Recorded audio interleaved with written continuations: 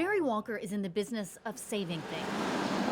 My whole life's been kind of like a sideways Forrest Gump movie, but all true and crazy. I mean, really wacky. From knickknacks in his office he uses to make art, And I picked up one from Argentina about 2 years ago. to the 100-plus-year-old cars he collects.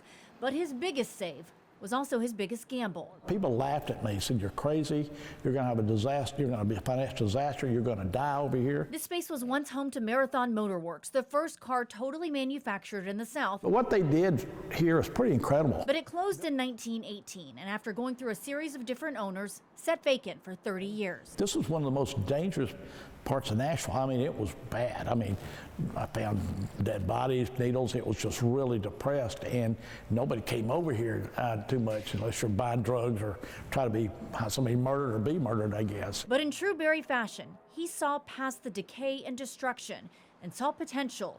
He purchased the space for $52,000 in 1986. And, you know, I just kind of act crazier than the neighborhood, and it worked. You know, so you always think out of the box. His initial plan for the space was to house his ingenuity shop, but his passion for restoration led to so much more. We're losing the American way. You know, we built such quality things back in the day.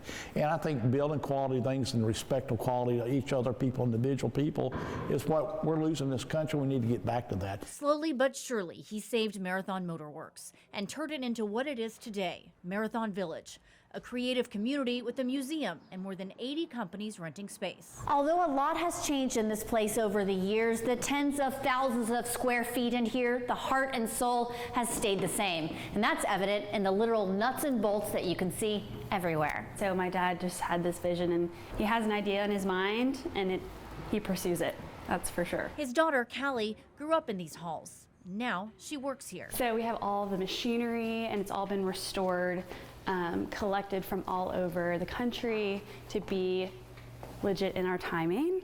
So it's very like interactive. Everything you see here has been refinished and is for the touch and feel and really good feeling of you feel like you were back in time. Which is exactly what Barry had in mind all along.